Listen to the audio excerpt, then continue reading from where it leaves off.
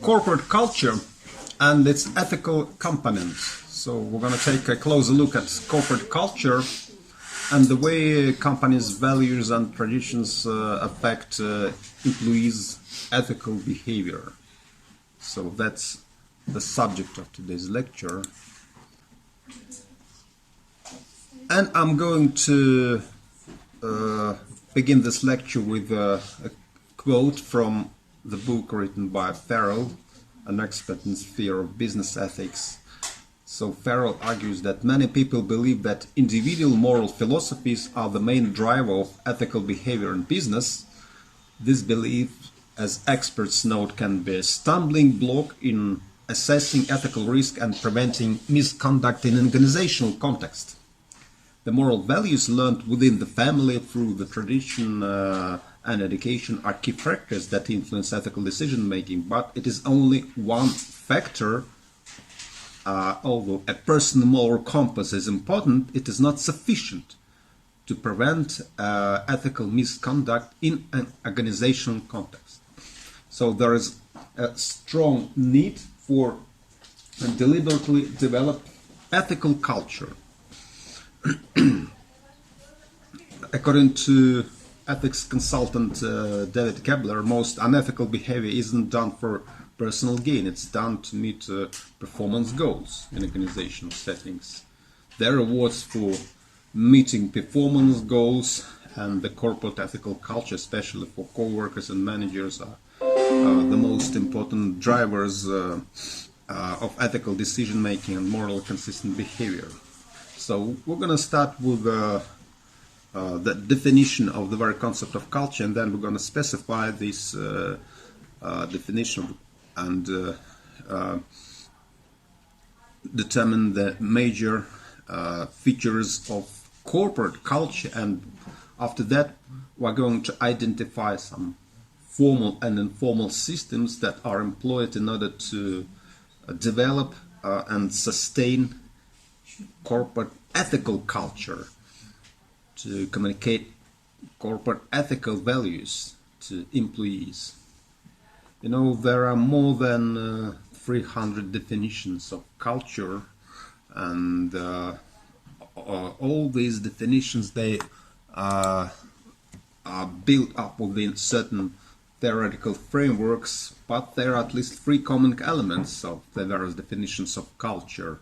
If I talk about culture, so we assume that there's something which consists of shared beliefs, values,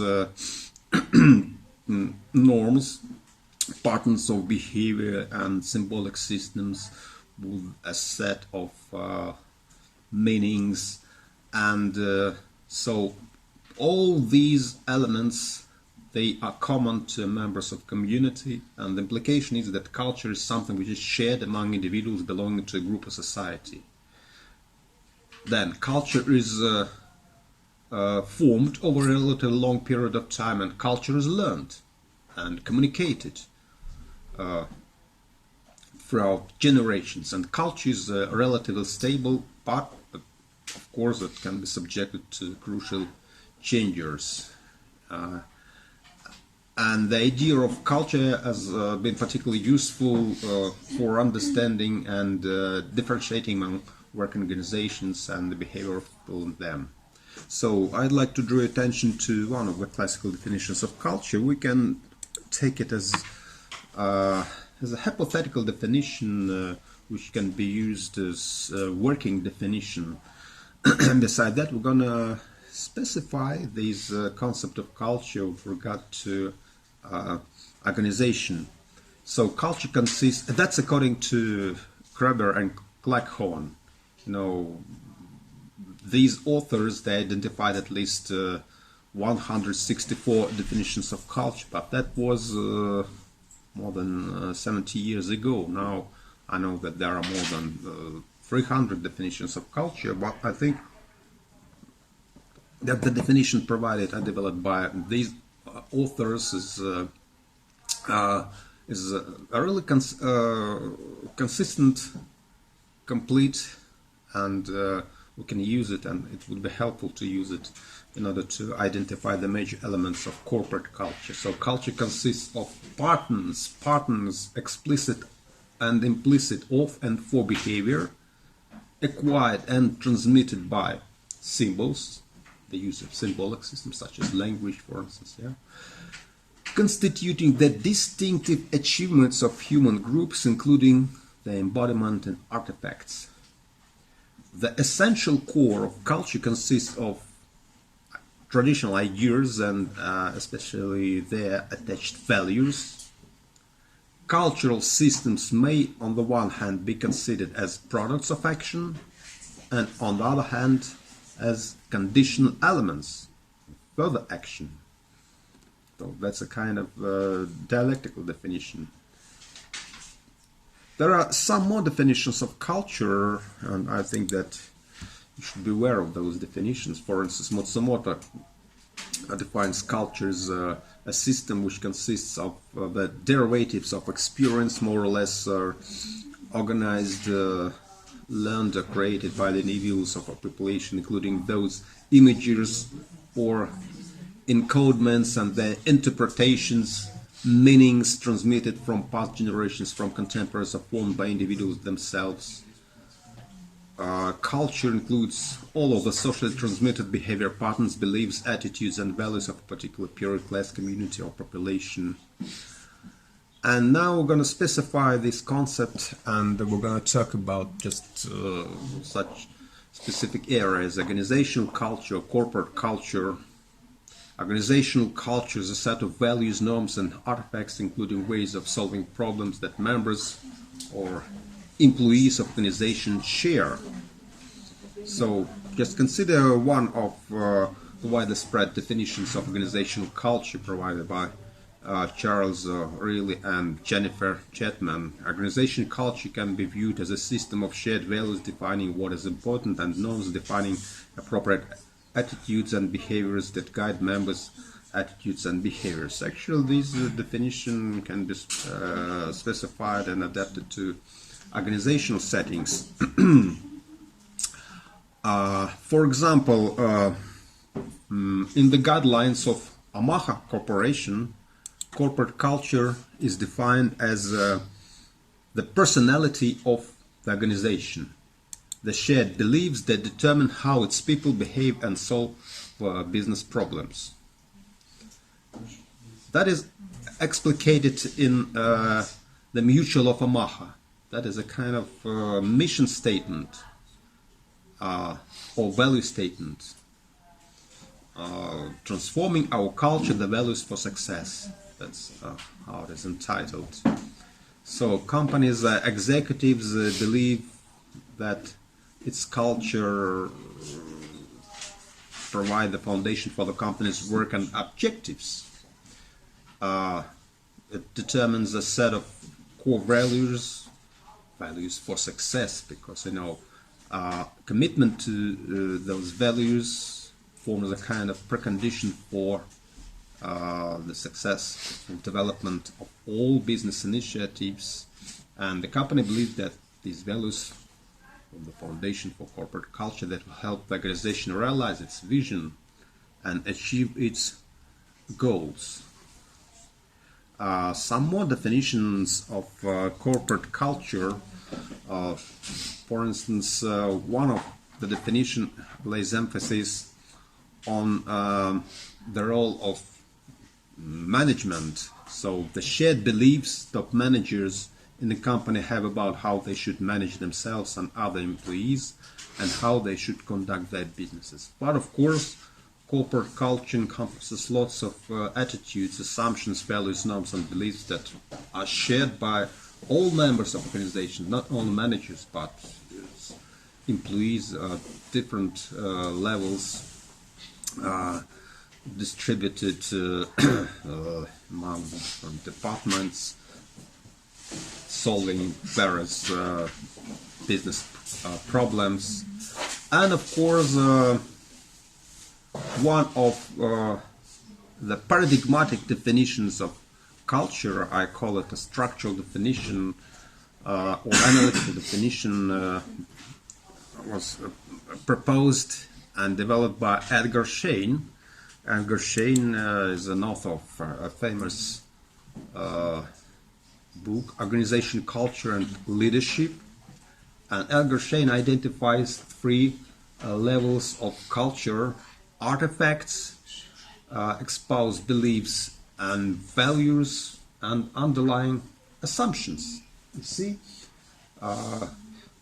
you must have read this book by Edgar Schein.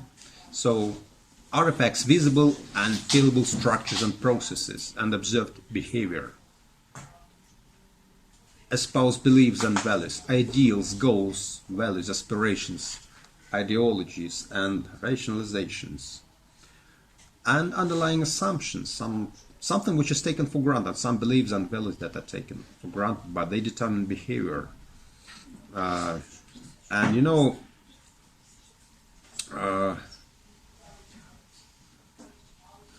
we can summarize this three-level model with a metaphoric lily pond. The blossoms and the leaves on the surface of the pond are the artifacts that we can see and evaluate. There is a farmer, and the farmer who has created the pond. So that's a metaphorical image of the leadership, the managers, the founders of an organization. So the farmer announces what he expected and hoped for in the way of leaves and blossoms, and will provide publicly accepted beliefs and values to justify the outcome. And the farmer may or may not be consciously aware that the outcome is really a result of how the seeds, the root system, the quality of the water in the pond, and the fertilizers he put in, combined to create these blossoms and leaves. And this lack of awareness of what actually produces the results may not matter if the announced beliefs and values are congruent with how the leaves and blossoms turned out. However, if the observer notes kind of discrepancy between what the farmer claims and what actually comes up as blossoms, so they will both have to examine what is present in the water and in the root system, and if they really want different blossoms, painting them a different color will not work. So they will have to examine how to change the seeds, the water quality, the fertilizers, the invisible DNA of the pond. So leaders who want to change culture cannot do so by painting the blossoms, bringing in some artificial changes into the external entourage of the corporate culture system. There are lots of classifications of corporate cultures. I'd like to draw your attention at least to one of these classifications. The one which is based on identifying at least two major criterions for the discrimination between alternative types of organizational cultures. The first criterion is concern for people, the organization's efforts to care for its employees' well-being. I think that is relevant to the ethical discourse. And the second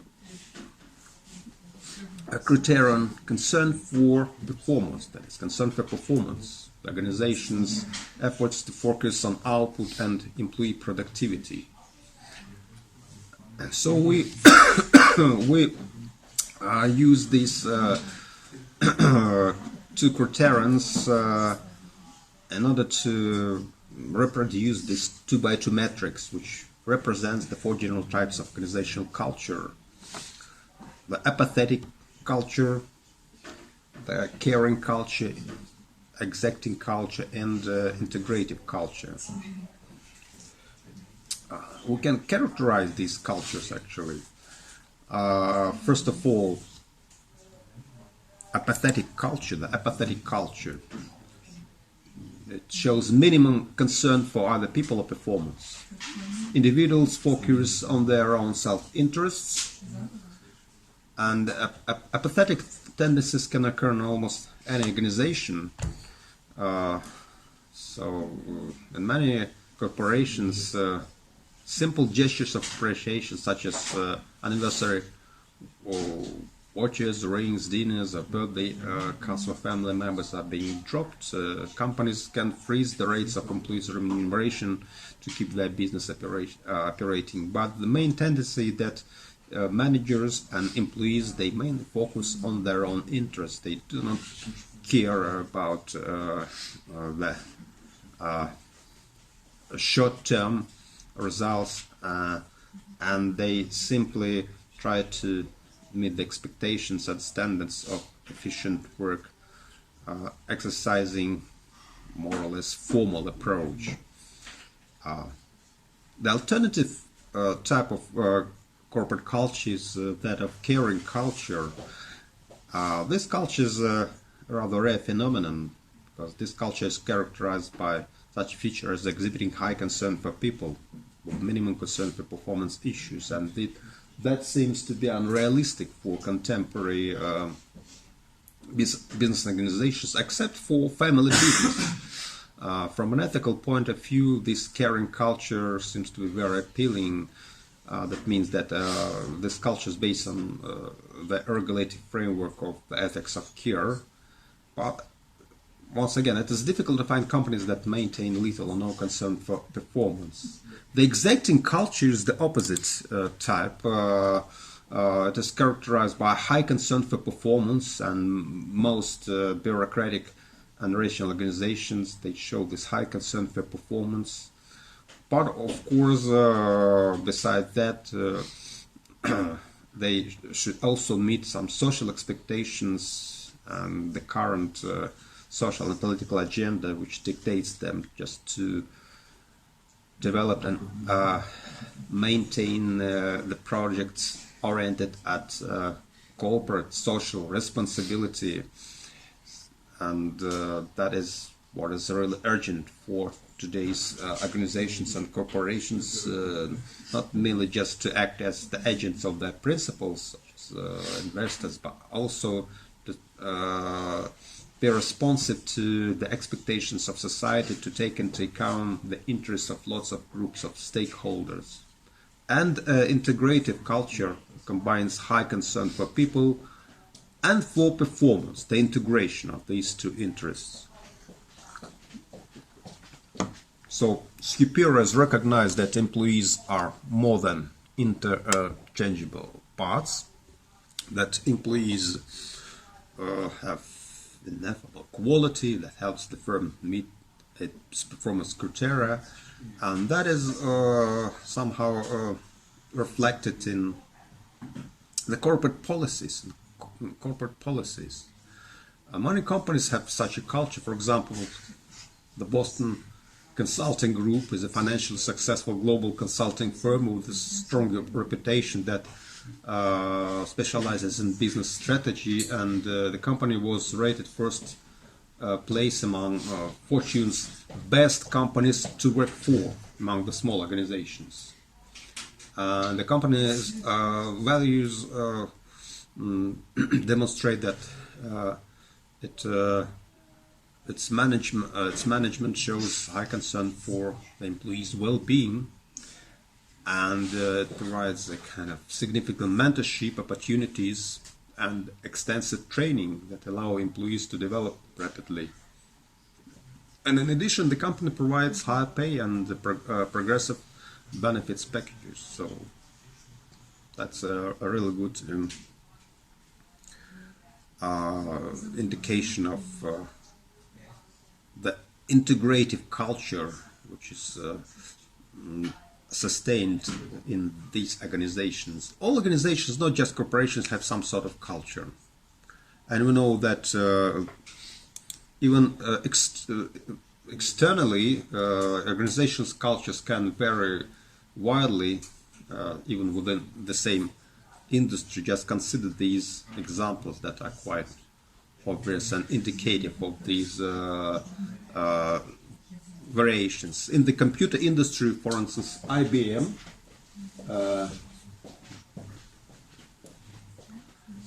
has been known for many years for its relative formality. Yeah.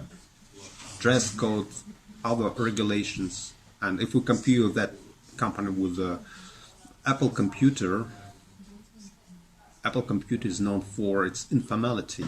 So these are the external indicators of some commitment to values, some external image of corporate organizational culture.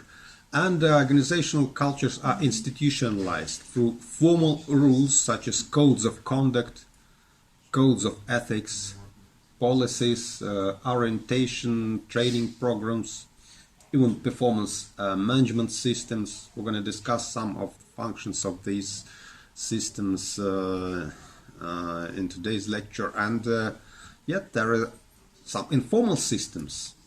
Companies' history and unwritten rules, norms of daily behavior, myths, stories, rituals, traditions, language. These are informal elements that constitute a kind of informal system. For example, for many years IBM salesperson adhered to a series of unwritten standards for dealing with clients, and the history or stories passed down from generation to generation within an organization are just like the traditions that are propagated within society. And also role models play a really significant role in sustaining these traditions. Now we're going to identify the ethical element of corporate culture. That is a really important component of culture, specifically of organizational culture, the company's ethical culture. Corporate culture involves values and norms that prescribe a wide range of behavior for organizational members. The ethical culture reflects whether the firm also has an ethical conscience. And the ethical culture is a function of many factors, including corporate policies on ethics, top management, leadership, and commitment to what is declared in mission statements or value statements, the opportunity for unethical behavior, whether it is precluded or not. And within the organization as a whole, there are subclimates that can develop just individual departments or work groups. Yet they are influenced by strength of the firm's overall ethical culture as well as by the function of the department. So corporate and ethical culture are closely associated with the idea that significant others within the organization help determine ethical decisions within that organization. Ethical culture can be analyzed and conceptualized as representing a slice of the organization's broader culture, and ethical culture is created, maintained through a complex interplay of formal and informal organizational systems. So, formal and informal systems. You see, formal system includes, first of all, policies and codes, selection system, performance management system, formal leadership, orientation and ethical training programs, and decision-making processes, corporate internal decision-making structures. Informal systems, they include norms, rituals, myths, stories, language, informal role models, and strong ethical culture is characterized by a really strong alignment between these two systems, formal and informal. You know, in a strong culture, standards, and guidelines are widely shared within the organization, providing common direction for day-to-day behavior. And this is likely because all cultural systems, formal and informal, are aligned to provide consistent direction and to point behavior in the same direction. Let's consider the results of special research. Mark Pastin studied 25 high ethics, high profit firms, which at the time included Motorola, 3M, Cadbury, Schweppes, Arco, Halby, Wilson, and Northern Chemical and Apple. So the list of high ethics firms may change, but he identified several ethical effective organizations and make a kind of generalization of the features attributed to these organizations and typical to these organizations. So our high ethics firms are at ease interacting with diverse internal and external stakeholder groups. Stakeholder groups, they include local communities, suppliers, some agencies, business partners, other social constituencies, even employees are included into the typical list of stakeholder groups. So, not acting merely on behalf of the agents such as investors, not merely promoting the interests of investors, the owners of the firm, but also meeting the expectations of society, communicating with diverse stakeholders, those who are influenced and may influence the organization's policy. High ethics firms are obsessed with fairness. That's another very important standard. Their ground rules emphasize that the other person's interests count as much as their own. And in high ethics firms, responsibility is individual rather than collective.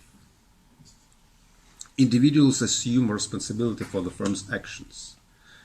And the high ethics firms see the activities as having a purpose, a way of operating that members of those firms value. And purpose ties the firm to its environment, including social environment. So that's a really indicative list of features that are typical to high ethics firms. And you see, weak cultures, in weak culture, behavioral consistency across the organization is tough to achieve. In a weak organizational culture, strong subcultures exist and guide behavior, and these behaviors may differ from one subculture to another. And but weak doesn't necessarily mean bad, because in some situations weak cultures are desirable. They allow for strong subcultures featuring diversity of thought and action. You see, you may just look around and think over what characterizes the subculture of your group, yeah?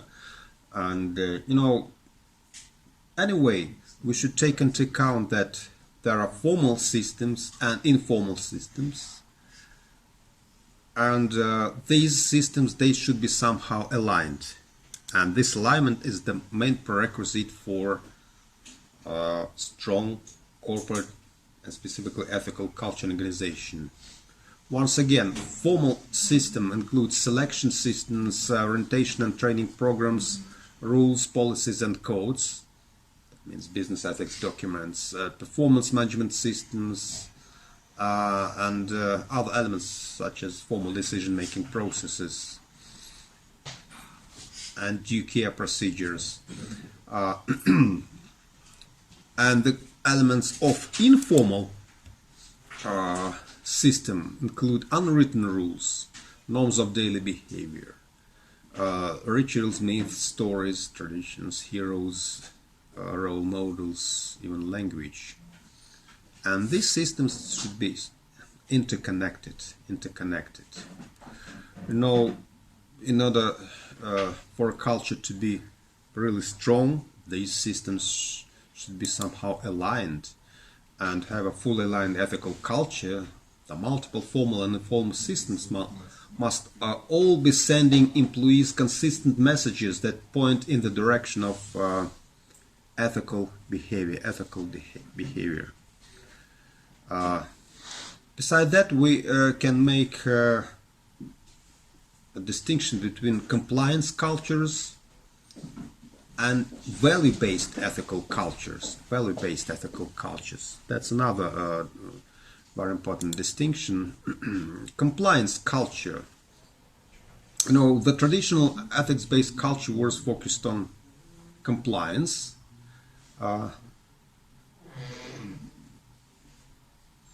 There are lots of professional codes of ethics, but all these professional codes of ethics, they mainly were oriented at making the norms and patterns of behavior consistent with the existing legal restrictions. So compliance-based cultures use their legal departments to determine ethics, and they include the auditing department to create rules and procedures, as well as monitoring the process, and codes of conduct are established.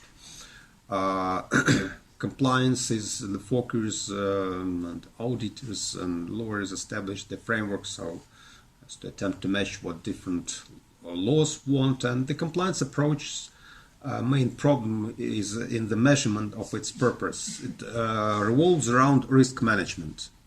Reducing risks, taking care of the company's reputation. So that is quite typical. And you know, this compliance approach is really good and efficient in the short term. But you know, a problem in the compliance approach is its lack for a long-term focus on values and integrity.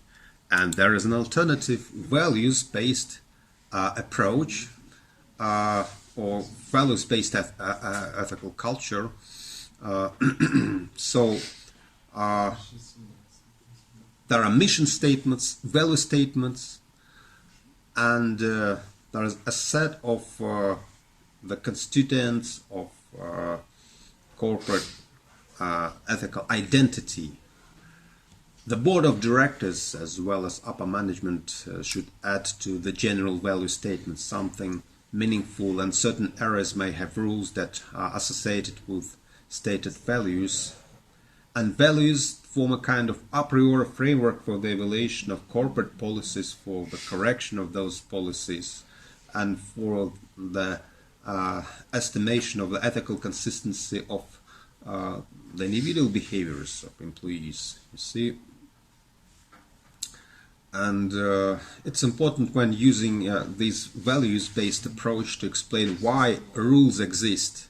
The penalties when violated should also exposed to employees, and ways for employees to help improve the ethics of the company.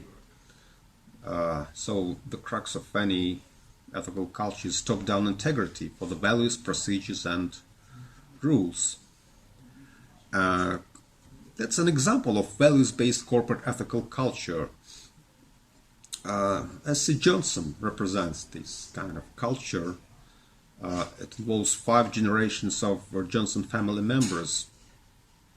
And this company maintains a strong commitment to consumers, the general public, neighbors, host countries, work communities, employees. So it takes into account the interests of lots of groups of stakeholders.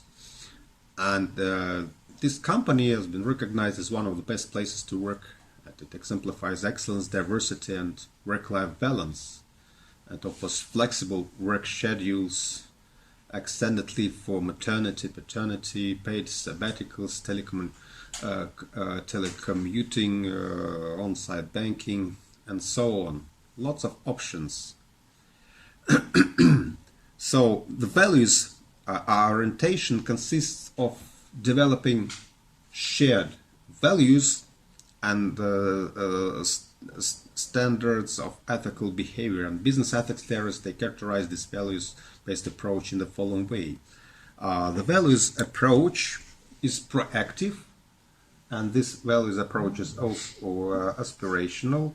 It emphasizes expected behavior and an effort to achieve higher standards represented by the spirit of the law and organizational values. It relies on such techniques as leader communication and role modeling to affirm the organization's commitment to its stated ethical values and goals, you see. So, and an effective ethics program, the program for the development of ethical culture of the organization should be based on the combination of these two approaches. Values-based approach should be combined with compliance-based approach, you see.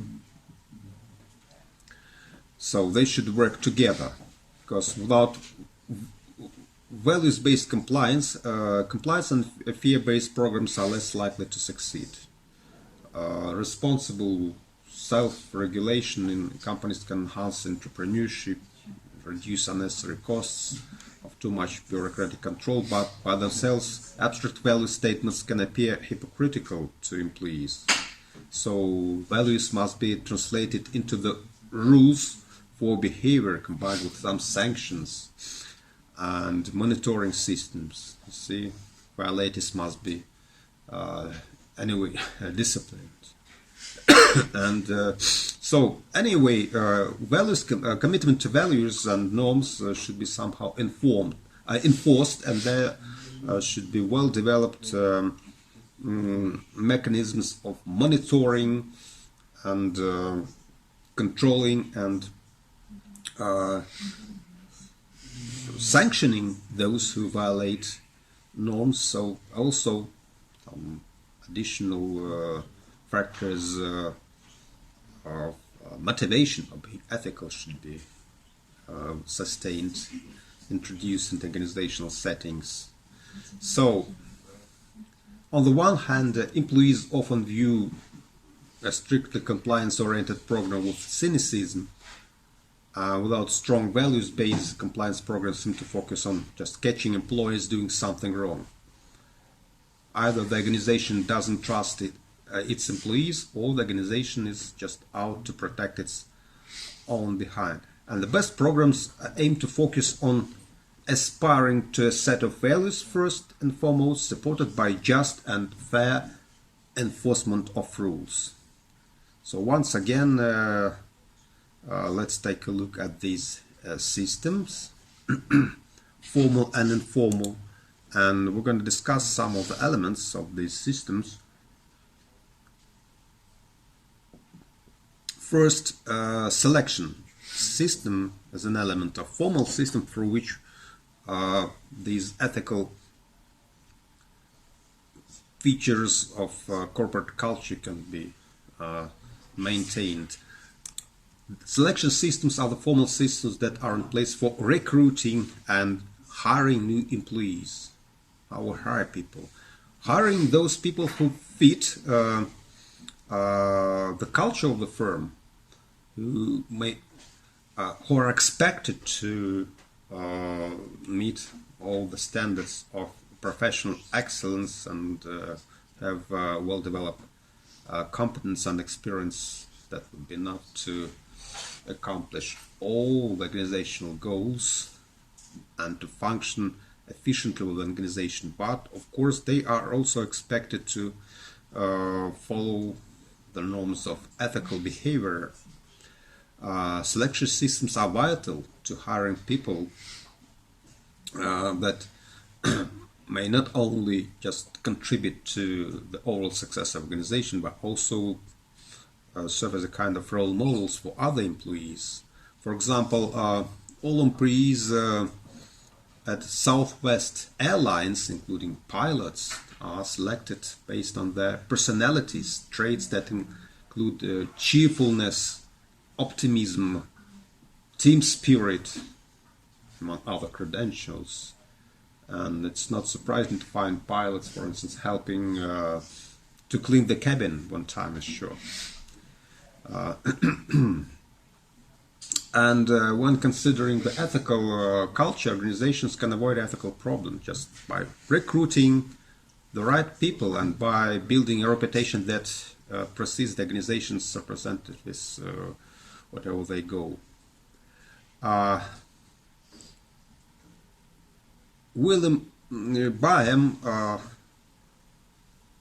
wrote an article entitled "Can You Interview for Integrity?" Interviews, they are widely used for the selection of the potential employees who appeal for an open position. But you see, we can use these interviews as a form of just informing potential employees of ethical standards and expectations of high management.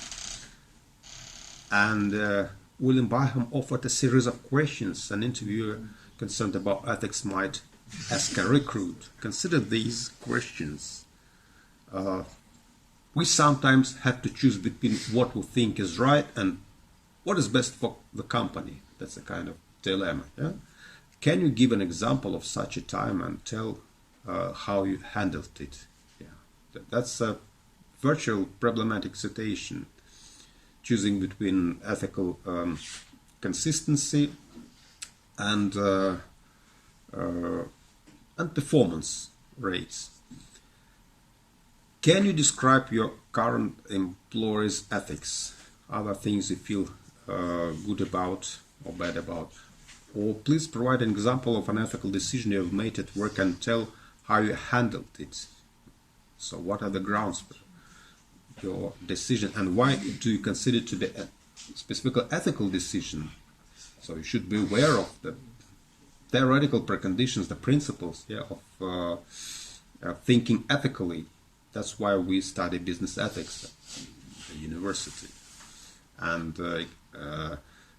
examine several alternative ethical frameworks such as utilitarianism, deontological ethics, or virtue ethics theory.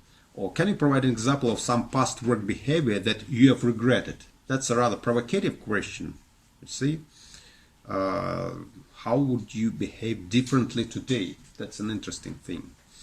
Whether an employee is frank and whether a potential employee is capable of being aware of some imperfections of own behavior and whether a potential employee is motivated just to improve their own behaviors. Some more questions that might be asked by a recruit. Have you ever observed someone else stretching the rules at work? What did you do, if anything? Yeah. Or have you ever had to go against company policies in order to accomplish something? That's a rather direct question, maybe even loaded. And recruiters can also inform prospective employees about the importance of integrity in the organization. It happens to those who break the rules, who violate the norms, or act against the principles that are fixed in a code of conduct or code of ethics. So that is the first initial stage of communicating values. It begins with it begins actually with interviewing potential employees, and then also performance management systems can be used to communicate those values and to maintain ethical integrity and commitment to professional values. Performance management systems involve the formal process of articulating employee goals, identifying performance metrics, providing compensation structure that rewards individual or team effort in relation to those goals. And these performance management systems also include formal disciplinary systems that are designed to address performance problems when they arise.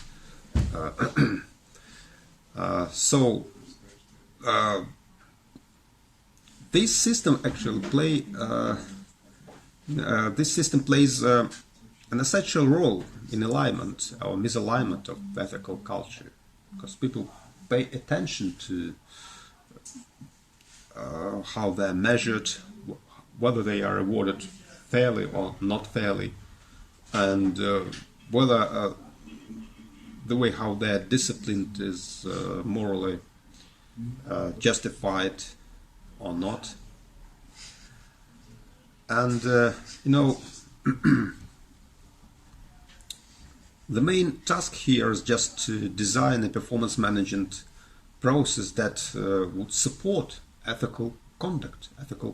It is necessary to identify which factors drive the results the organization strives to achieve, where it's the best way for an organization to design a comprehensive performance management system, and there's going to be a kind of corporate research that would generally result in a list of the factors, both financial and non-financial.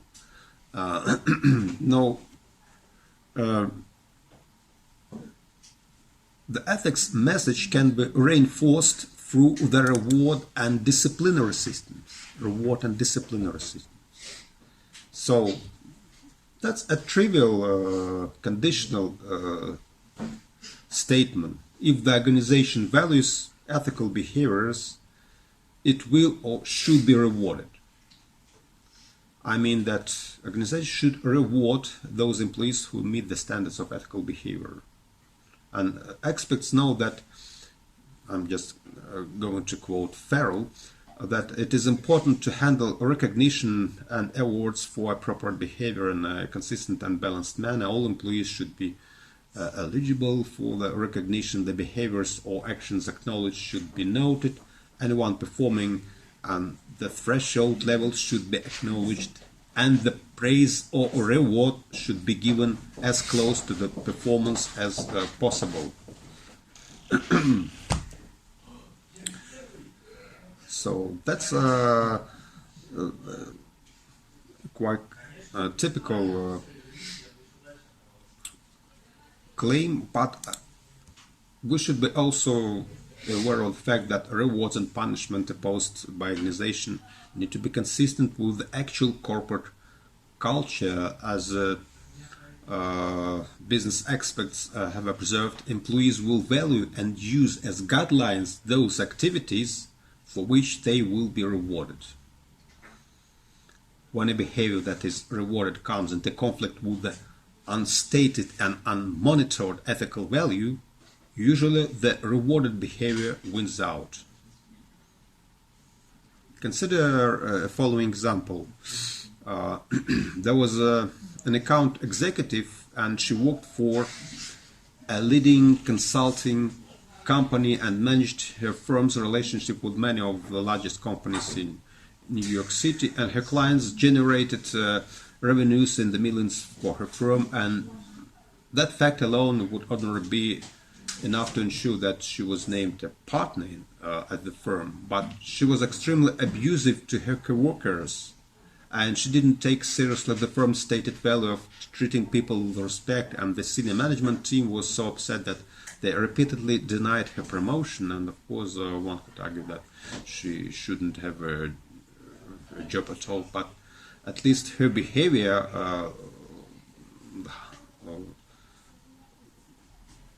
though her behavior may be evaluated from alternative perspectives, but her behavior prevented her from being promoted and esteemed as a partner, and that's quite an indicative case. There is a good example of the alignment of the goals and rewards with organization's values. For example, American Express has tried its performance appraisal system directly to its values and code of conduct. The values are associated with a culture that focuses on long-term results as well as desire to be an employee of choice. And the company's ethics code states the expectation that leaders will be ethical role models who exhibit the high standards of integrity, develop employees, communicate the company's ethical expectations and their own support for those expectations, and create an open environment so that employees feel free to express their concerns. You see, and the company's performance management process for senior leaders then identifies a number of leadership competences, including explicit examples for high performance, such as following: just a leader treats others with respect at all times. It actively listens and incorporates input from others. It acts with an integrity. It inspires the trust of the team. It's reliable and consistent, and it talks open and honestly. Says it as it is. So, such alignment of the goals and rewards with organization's values is essential because employees will generally do what's measured and rewarded, and they'll assume that the behaviors that are rewarded represent the real ethical culture,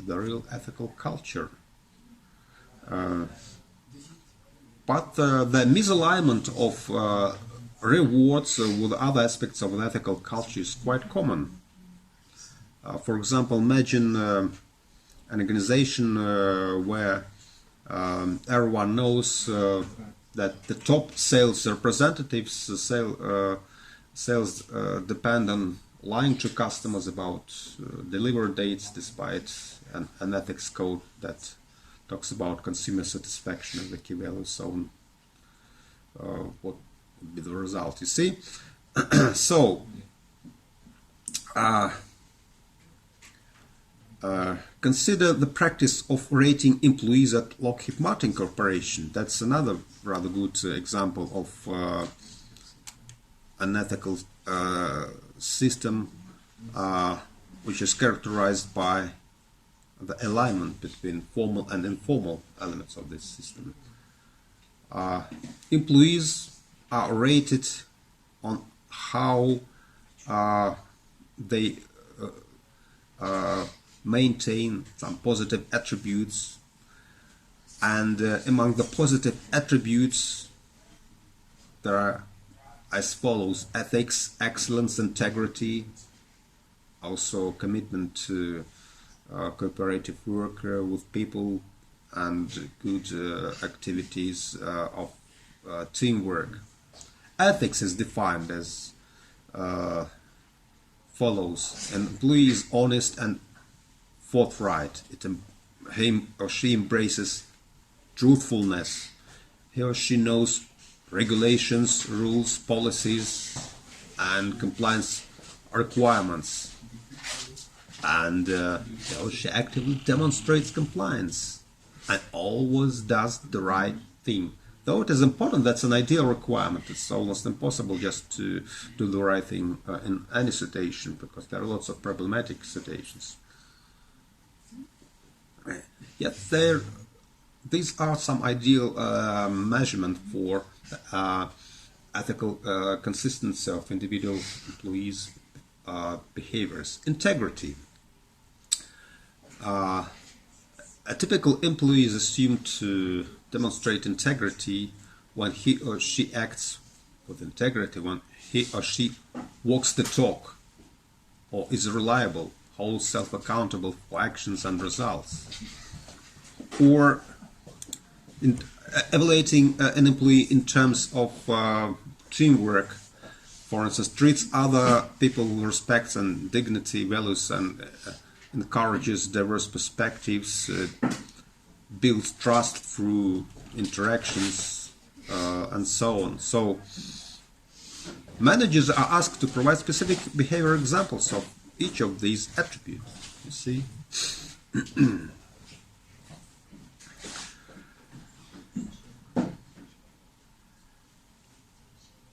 there should be also some formal structures incorporated into the overall structure of organizations, such as the Corporate Ethics Committee.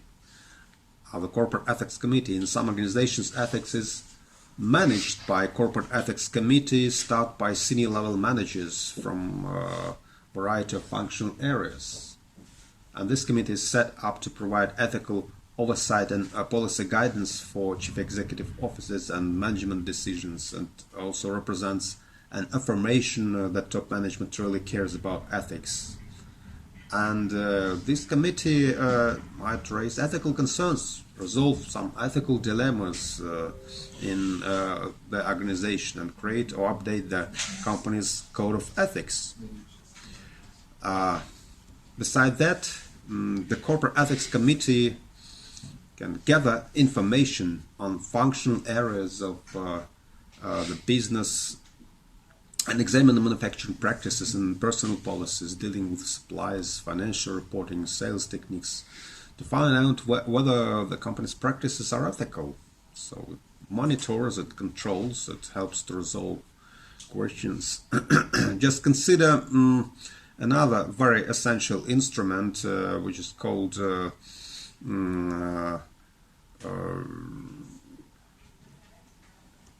Ethics and Compliance Helpline. That is Stanford University Ethics and Compliance Helpline. So you may use this device and pose some difficult questions, addressing them to the experts who are expected to answer these questions, and you may use just anonymous access to the website of the company. And among the frequently asked questions are as follows: what is the Stanford University Ethics and Compliance Helpline? Actually, these a kind of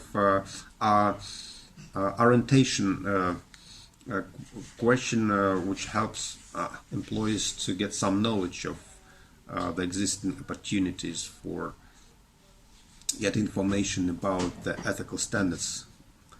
How do I contact the Ethics and Compliance Helpline? Yeah, what type of information is necessary to review a submission for, and what happens when I contact the Ethics and Compliance Helpline to report a concern, and so on.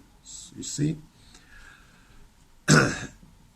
And if we're talking about the institutionalization of ethics, the primary role should be attributed to business ethics documents that are put into practice, the documents which are efficiently implemented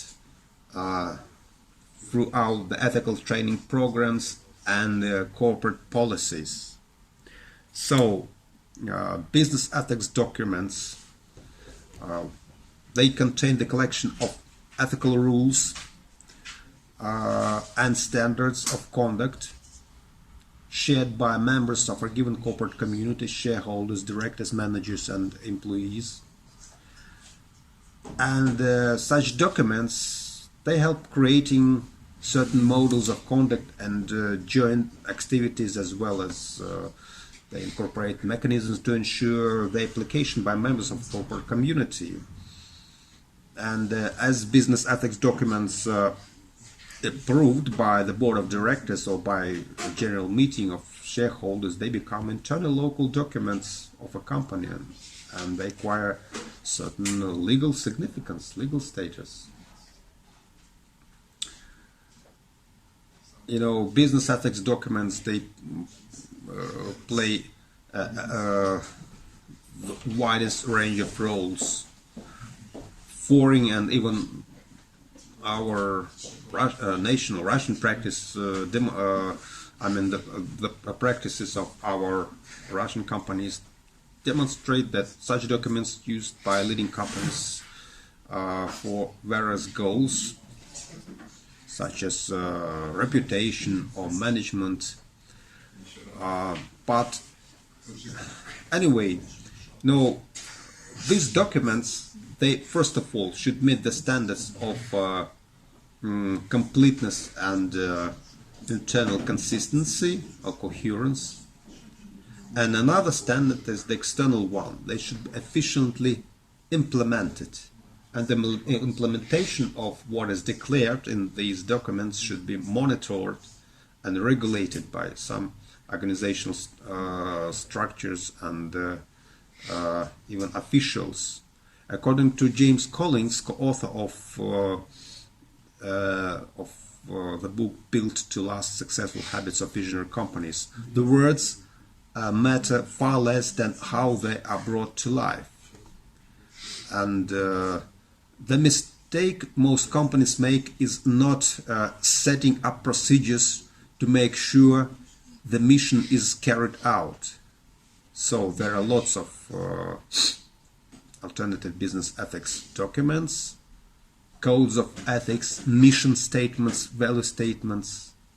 If these statements or codes are followed in daily behavior and people are held accountable to them, this is a good example of a strong ethical culture which is characterized by the alignment of formal and informal systems.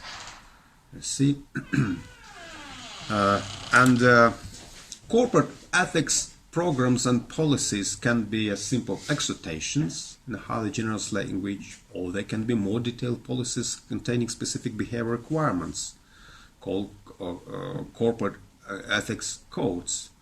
And these kind of documents, they play a kind of a really specific role. First of all, they contain a collection of ethical rules and standards, and they help creating certain models of conduct and joint activities, intra-corporate mechanisms that ensure the application also should be somehow integrated into the organizational structure. And among the most significant goals,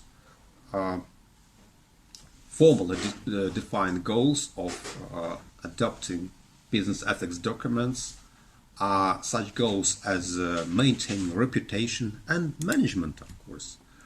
First of all, reputation. The reputational function of business ethics documents.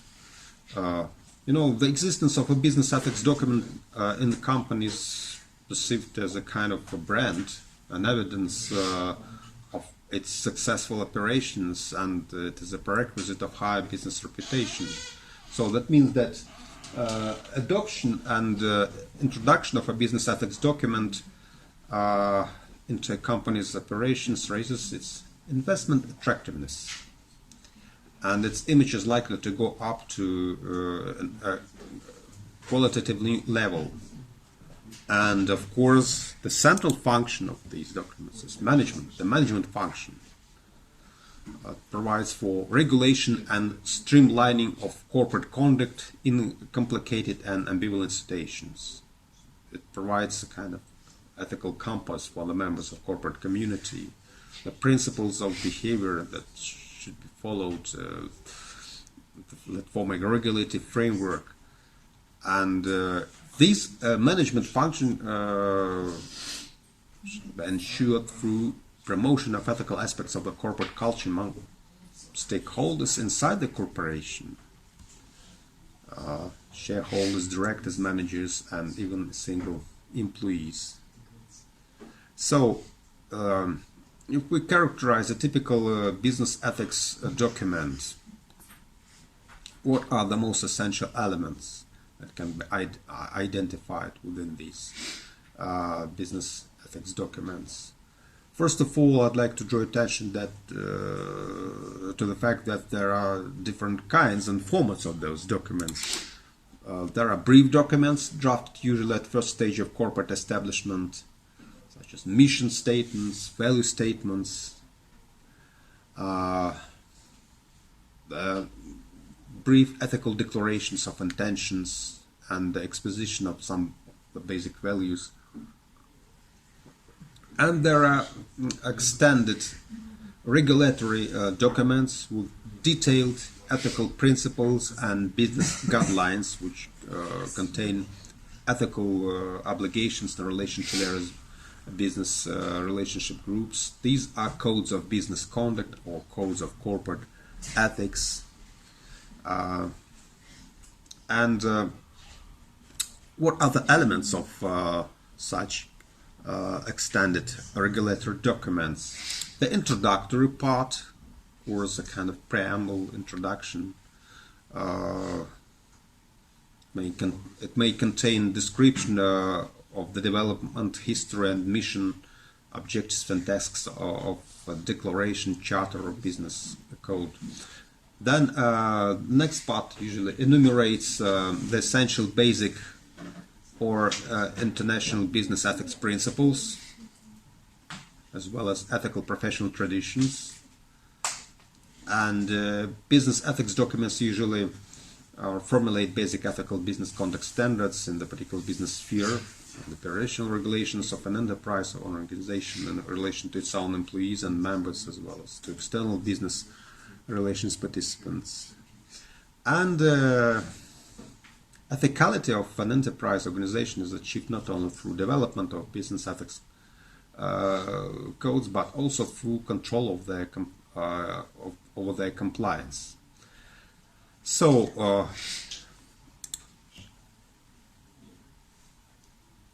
brief business ethics documents are represented by mission and value statements. A mission statement is a short description of the organization's reason for existence, a sort of here's what we do. Value statements are the next step in the process of explaining organization to the world, and here's how we do it, a codification of essential corporate behavior.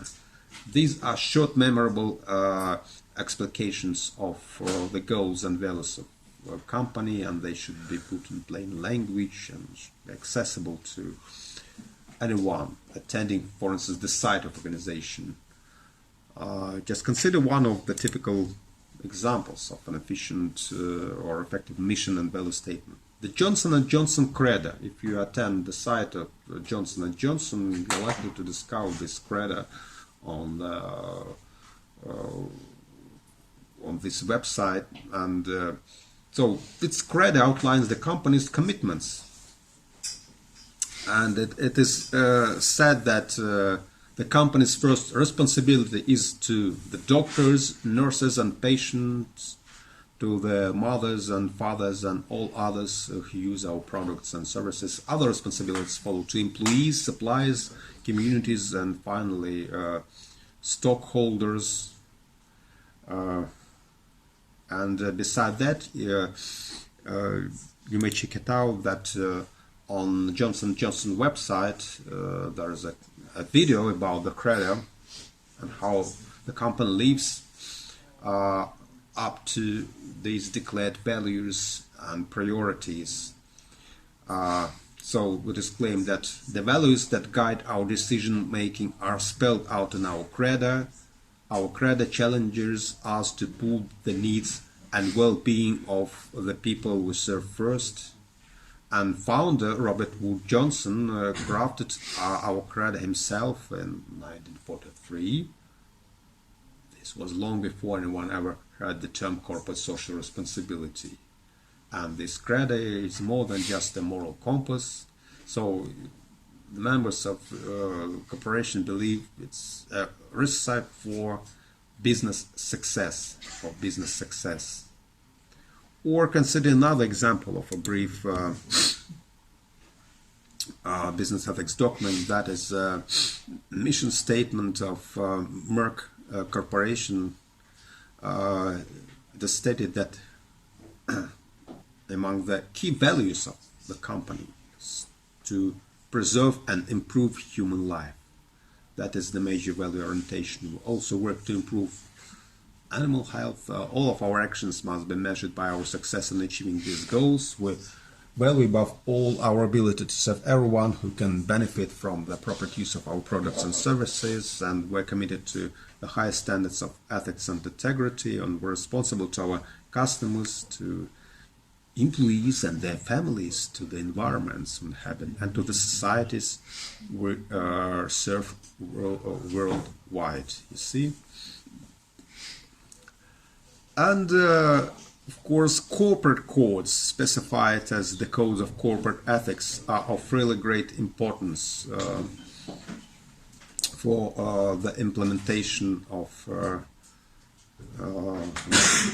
corporate ethical, for the strategy, for the implementation of the strategy of the development of corporate ethical culture. Corporate codes, they itemize operations of different business units and business relations with partners, suppliers, consumers, potential business partners, competitors, shareholders, potential investors, local communities, mass media, and so on. And these corporate codes, they usually take into account traditions and precedents, internal experience, national or local peculiarities, and specific operation characteristics of an enterprise or organization. Codes of corporate ethics are related to codes of business conduct, so we should make this distinction, though it seems to be formal. But codes of conduct are they are more universal, I would say. They incorporate not merely ethical standards, but lots of other standards that are characteristic of the professional activity in this area. Codes of conduct are statements of standards, legal compliance, organization policy and procedures that are articulated to inform employees, those who are assumed to be governed by the codes, of the main principles and expectations with regard to the ethical quality of behavior and the most meaningful professional standards that these behaviors should meet. And recent surveys, for instance, of Fortune 500 companies report that more than 97% of all large multinational businesses have codes of conduct. That's really indicative. So, codes of conduct are statements of rules indicating for the employees what expected or prohibited behavior is expected from legal and professional and ethical point of view. So codes of conduct also include guidelines with requirements and recommendations of how to deal with the ethical issues associated, for instance, with conflicts of interest, or how to communicate with customers, superiors, peers.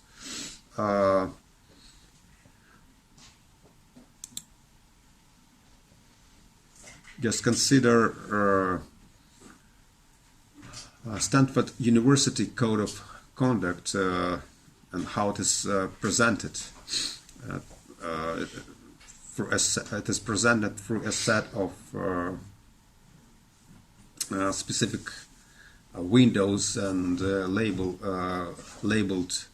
as standards of integrity and quality, respect for others, compliance with laws and policy. You see, these are the main categories of problems encompassed by these university code of conduct. These are the major items of this code, and it is presented on the university website, and it is accessible. You can just access any of these set of rules just by clicking on each of these items, and you will have a really good opportunity just to be informed of the major rules, regulations, and responsibilities, and how to resolve some problematic situations in these areas. And all these areas are categorized, all these areas are encompassed: conflicts of interest, response to investigations, reporting suspected violations, these are procedural parts of these codes, use of university resources, financial responsibilities, privacy and information security, compliance with laws also included into this code of conduct, and of course respect for others and some other fundamental standards of professional excellence. Codes of practice are interpretations and illustrations of corporate values and principles. Typically, they intend to empower the employee as an ethical decision maker, and codes of practice identify for the employee how we do things around here. And these codes they are intended to shape the expression of the corporation's stated values through the practice of its employees using the rules of thumb, such as act and disclose or seek advice. And finally, codes of ethics. Codes of ethics, statements of values and principles that define the purpose of the company. They may include some value statements, the explication of the behavioral patterns that are in accordance with the values, because values determine the scope of norms that should regulate behaviors and used as a kind of guidelines for behavior. So code of ethics is the most comprehensive and detailed formalization of ethical culture and policy of organization. It may include general and specific statements that serve as principles and the basis for rules of conduct. See, and these are universal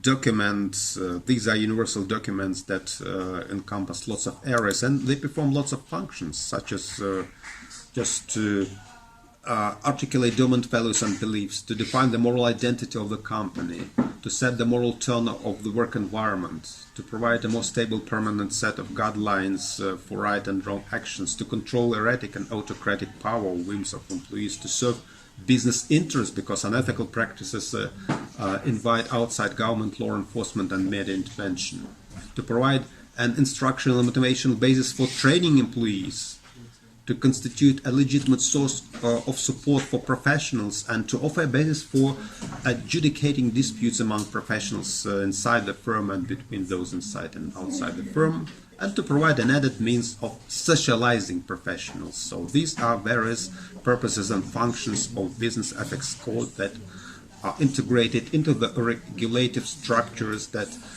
are designed to maintain strong ethical culture within organization.